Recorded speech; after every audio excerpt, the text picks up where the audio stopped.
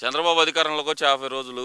ఈ 50 రోజుల్లో ఏమన్నా అమలు చేశాడంటారా? అమలు ఎందుకు చేయలే?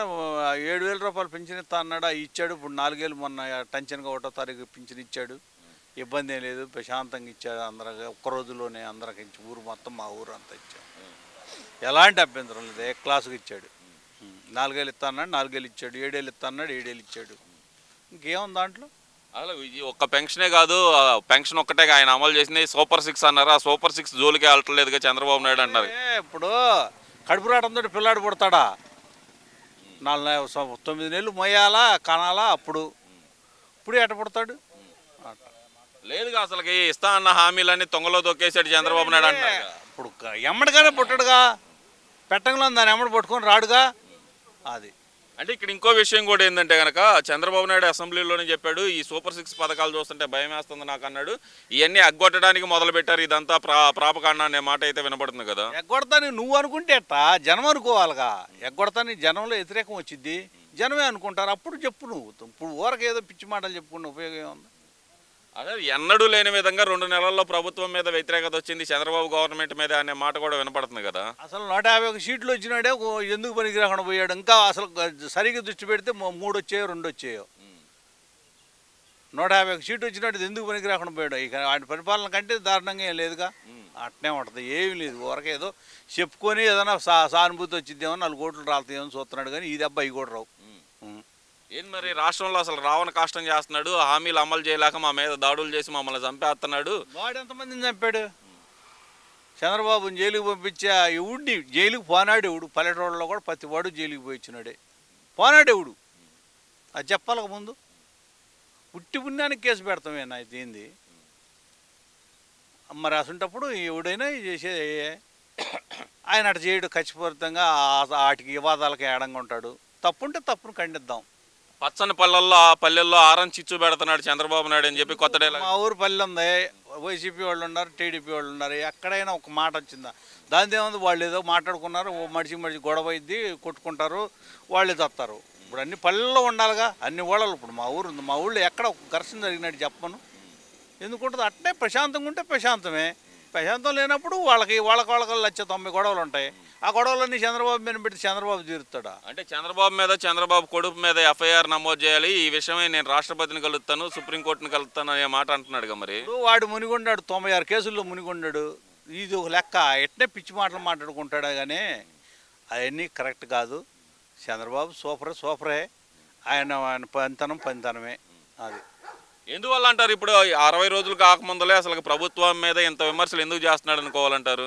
ఎందుకు ఏమి కడుపు మంట పట్టలేక నాది ముఖ్యమంత్రి పదవి పోయింది, 151 సీట్లు వచ్చింది, ఇదేందో ఈ రకంగా పోయినాయి అని బాధతోటి వాడికి ఏం తెలియక పిచ్చెక్కి పిచ్చి మాటలు మాట్లాడుకోవటమే. కానీ అంతేగాని అంత తప్పితే ఏం లేదు. చంద్రబాబు నాయుడు ఏం చేయలేడు.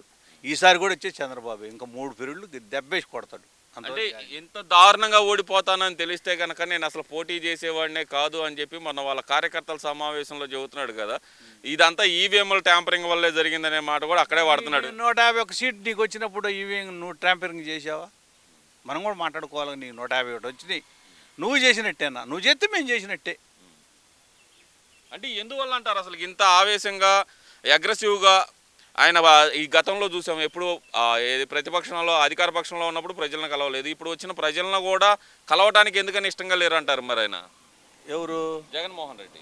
కలవరు. వాడు అసలు ఎప్పుడు జనంలో కలిచాడు? ఎప్పుడు తలకాయించుకొని కూర్చోవటం, తిమ్మాయి కూర్చోవటం ఇవన్నీ ఇయ్యే. కానీ వాడు జనంలో ఎప్పుడు కలిచాడు? ఎవరితో మాట్లాడాడు? ఏ ఎమ్మెల్యేని దగ్గర రానిచ్చాడు? ఎవరిని చేర్చుకున్నాడు? కూర్చుంటే ఇంట్లో కూర్చోవటం, లేకపోతే పరదాలు కట్టుకొని పోవటమే. కానీ వాళ్ళేందండి, ఒక ముఖ్యమంత్రి నీకు అన్నీ కనపడాలి, అన్నీ చూడాలి, పరదాలు కట్టుకుని వెళ్ళటం ఏంది? మరి ఇప్పుడు ప్రజల మధ్యకి వస్తాను, ప్రతి కార్యకర్తను కలుస్తాను, ప్రతి కార్యకర్తకి నేను అండగా ఉంటాను అంటున్నాడు. ఇప్పుడైనా సరే వస్తారంటారా? సరిగ్గా ఏమో వస్తాడు, రాడు. 99 వాళ్ళు రాడు, జనంలోకి రాడు. ఏదో ఎట్నే చేసి అప్పుడేం బాబాయ్ సింపతి మీద, ఆ కోడికత్తి సీని మీద ఇటు పెట్టి ఏదో గెలిచాడు. అంత తప్పితే ఆయన అంటుంది ఏంటంటే అసలుకి నాకు ప్రతిపక్ష హోదా కావాలని అడుగుతున్నాడు. ఎట్టెత్తారు? నీకు లేనిది ఎట్టెత్తారు? నీ అరువుడు కాదు, సింహాసనం మీద కూర్చుని అరువుడు నువ్వు కాదు, నీకు ఎట్టెత్తారు? లేనిది ఎట్టెత్తారు? అంటే అసెంబ్లీకి వెళ్తే మైక్ ఎవరో ప్రతిపక్ష హోదా అన్న ఇస్తే నాకు మైక్ ఇస్తారు కదా అంటున్నారు కదా. నువ్వు ముందుగానే అనుకుంటే అట్ట నువ్వు వెళ్ళాలిగా. నువ్వు వెళ్ళి నాకు ఇలేదంటే అనుకుందాం.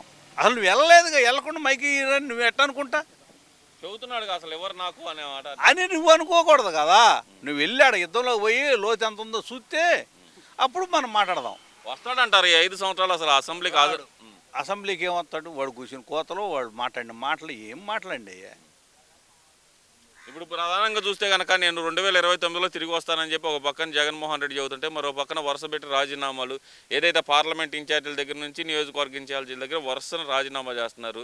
మరి 2029 దాకా తట్టుకొని నిలబడగలుగుతాడంటారా? ఎవరు? జగన్మోహన్ రెడ్డి ఇంకే నిలబడేది ఉంది. అయిపోయి మునిగినాడు, నిండా మునిగినాడు. సల్యం ఉంది. వాడు గుంటే అంత పోతే అంత. ఎడుగుడు జైలుకి పోయేవాడే, వాడు ఉండేవాడు కాదు బయట. జైలు చేసింది సామాన్యంగా ఎఫ్ఐఆర్ ఇన్ని కేసులు ఉంటే 16-17 కేసులు, విపరీతమైన కేసులు ఉంటే ఇంకేముంది? ఎక్కడి నుంచి కిశారణ మొదలు పెడతారు, జైలుకి వెళ్ళేవాడే. పొడిగా అరుగుడు కూడా కాదు, 7 సంవత్సరాలు 6 సంవత్సరాలు పడే జైల్లో ఉండే. ఇంకెందుకుంటాడు?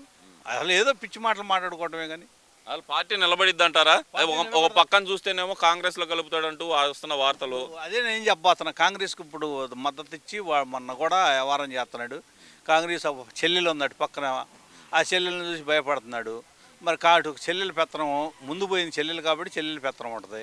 ఇటు దేనికి మరి ఇటు బీజేపీలోకి చేర్చుకోరు, ఇటు టీడీపీలోకి చేర్చుకోరు. వాడు టీడీపీకి వస్తానే టీడీపీలో వాడు కూడా చేర్చుకోరు. వాడి జీవితం అట్ట పోవాల్సిందే.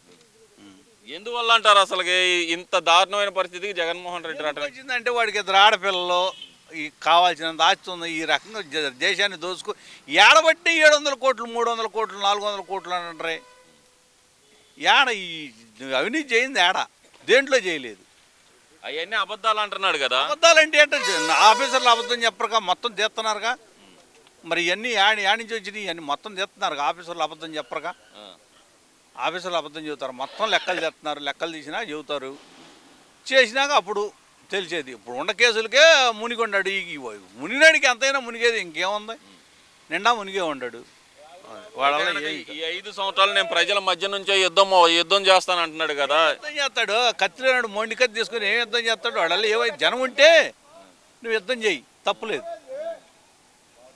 జనం లేకుండా యుద్ధం ఏం చేస్తాను? నీ మీద సానుభూతి ఉండి నీ చేస్తానంటే పర్లా. మరి నేను నంద్యాల వెళ్ళినా కూడా అంతమంది జనాలు వచ్చారు కదా. జనాలు ఏముందంటే జనాలు ఇంతకుముందు చూపిలా. అప్పుడు విపరీతంగా జనాలు వచ్చారు. అది ఇది అసలు సామాన్య జనం కాదు. జగన్మోహన్ రెడ్డి ఏరియా జనం అంతా ఓట్లే అంటే ట్యాపరింగ్. ఇదే మాట నువ్వు ట్యాపరింగ్ చేసినట్టేగా. నువ్వు గెలిచినప్పుడు కూడా నువ్వు ట్యాపరింగ్ చేస్తే మేము చేసినట్టే ఒప్పుకుందాం. ఓకే బాబాయ్, థ్యాంక్ యూ.